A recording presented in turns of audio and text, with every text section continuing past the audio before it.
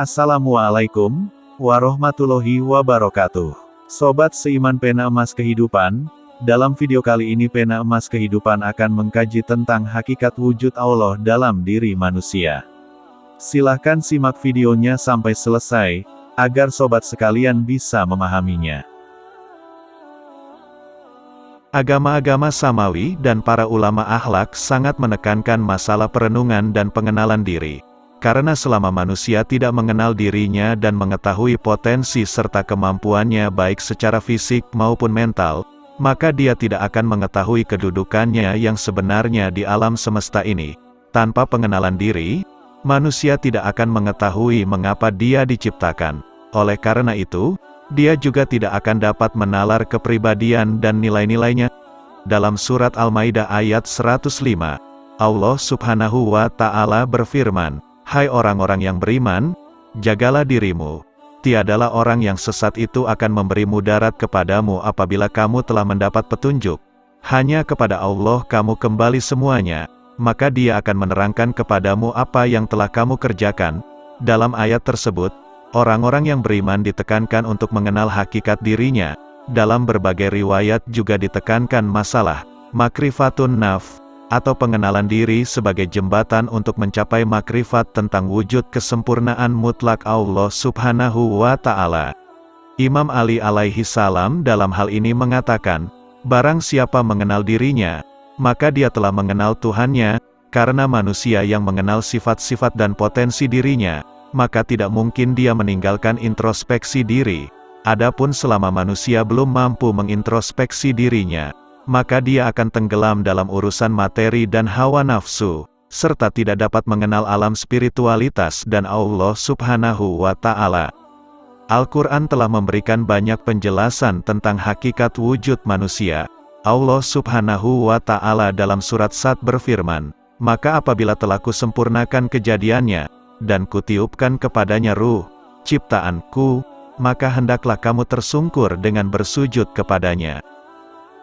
Dengan demikian, ketika manusia memahami bahwa hakikat ruhnya adalah ruh Allah Subhanahu wa Ta'ala dan merupakan makhluk yang paling dekat dengannya, maka dia akan merasakan kebanggaan yang luar biasa besar.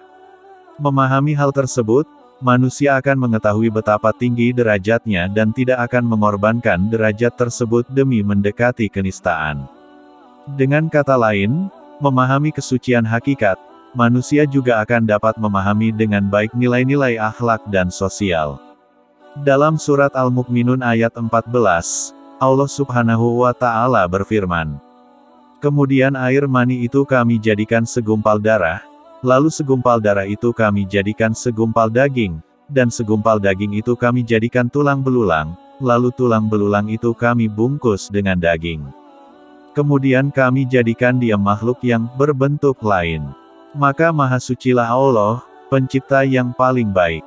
Allah Subhanahu wa Ta'ala juga telah menjelaskan bahwa seluruh yang ada di langit dan bumi, semuanya diciptakan untuk manusia dan diamanahkan kepadanya.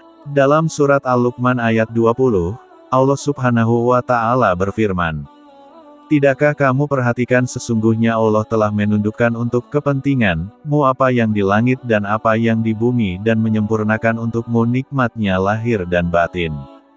Dan di antara manusia ada yang membantah tentang keesaan Allah tanpa ilmu pengetahuan atau petunjuk dan tanpa kitab yang memberi penerangan." Pada hakikatnya, Al-Quran menjelaskan kepada manusia bahwa dia bukan makhluk yang tercipta secara kebetulan seperti akibat dari benturan atom dan molekul, melainkan diciptakan dan terpilih sebagai makhluk terunggul di alam semesta ini. Oleh karena itu, manusia pula yang mengemban risalah dan kepemimpinan. Seperti yang dijelaskan dalam surat Al-Baqarah ayat 30. "Ingatlah ketika Tuhanmu berfirman kepada para malaikat, sesungguhnya aku hendak menjadikan seorang khalifah di muka bumi. Mereka berkata, mengapa engkau hendak menjadikan khalifah di bumi itu orang yang akan membuat kerusakan padanya dan menumpahkan darah, padahal kami senantiasa bertasbih dengan memuji engkau dan mensucikan engkau." Tuhan berfirman, "Sesungguhnya aku mengetahui apa yang tidak kamu ketahui. Al-Quran menyebut manusia sebagai makhluk terunggul serta khalifah Allah Subhanahu wa Ta'ala di muka bumi, bahkan para malaikat pun bersujud kepadanya. Akan tetapi pada saat yang sama, Al-Quran juga menjelaskan kelemahan, ketergesaan, kesombongan dan ketamakan yang dimiliki manusia. Manusia memiliki potensi untuk berkembang dan sempurna, namun pada saat yang sama juga berpotensi menyimpang dan tergelincir. Manusia berada di antara dua pilihan untuk sempurna atau tersesat.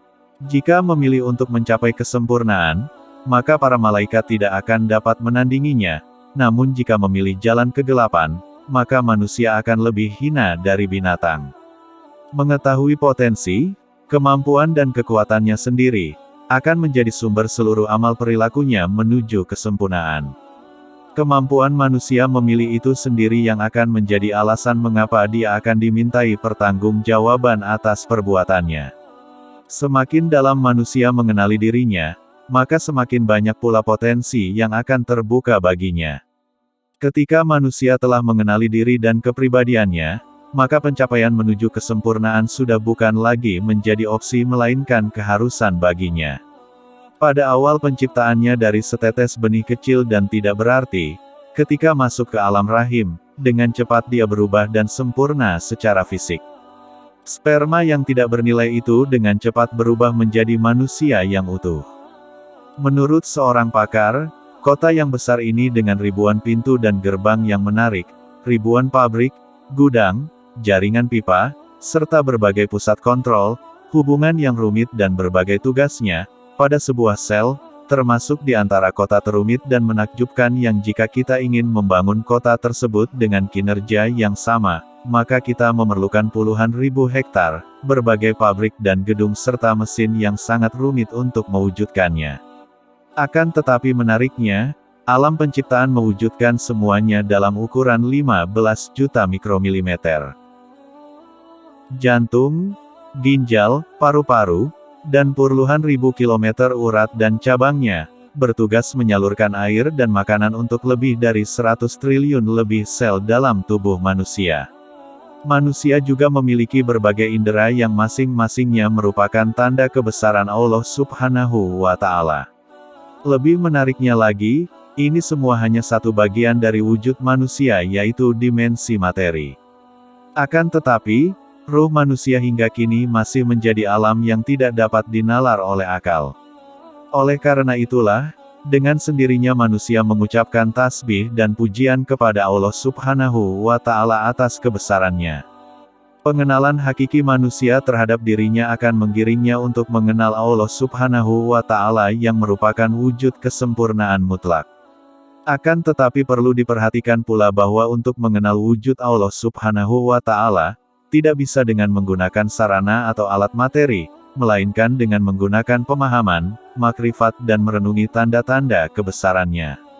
Sama seperti ketika kita merasakan panas pada sebuah benda yang menjadi sumber panas, begitu pula dengan sumber-sumber cahaya, suara dan lain-lain.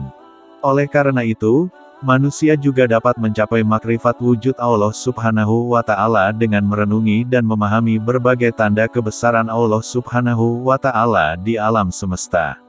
Di antara sekian banyak tanda-tanda kebesaran Allah Subhanahu wa Ta'ala tidak ada yang lebih baik untuk dipahami manusia kecuali wujudnya sendiri. Jika seseorang tidak dapat mengenali dirinya, maka dia juga tidak akan pernah mengenal yang lain.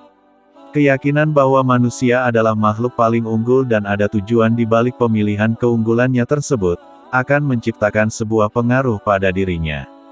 Dengan mengenal hakikat, manusia akan terdorong untuk mencapai kesempurnaan dan menjauhkan dirinya dari segala keburukan.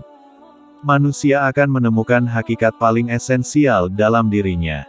Penyingkapan hakikat tersebut secara otomatis akan mendorongnya untuk menghindari kehinaan dan kelemahan. Ketika dia memahami nilainya, maka sekalipun dia tidak mengizinkan noda kenistaan pada wujudnya.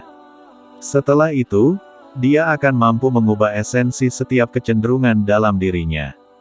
Kecenderungan seperti kecintaan pada harta, kedudukan, jabatan, kekuatan dan popularitas. Yang pasti, manusia yang telah menyadari bahwa dirinya adalah khalifah Allah Subhanahu wa Ta'ala di muka bumi, akan mengerahkan seluruh daya dan potensi dalam dirinya untuk mencapai tujuan yang bernilai. Manusia seperti ini, jika menerima sesuatu, tidak akan menggunakannya untuk pribadi melainkan demi mewujudkan tujuan-tujuan penciptaannya. Di sisi lain, ketika kehilangan sarana maupun kekayaan materi, dia tidak merasa kehilangan dan kesedihan.